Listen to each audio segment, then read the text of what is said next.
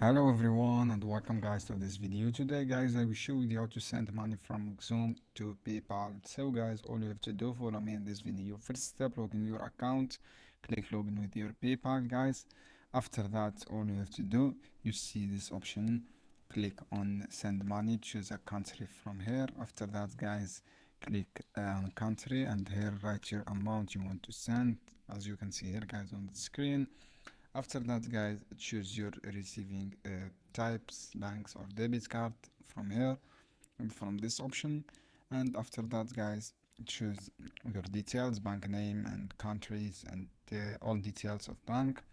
After that guys, all you have to do, click on PayPal balance and then enter your balance you want to transfer and click next. This is how you can do guys. I hope this video helpful for you. Then don't forget, give like and give share this video for more content, and make sure you link it your PayPal account with debit card. Just follow these steps guys.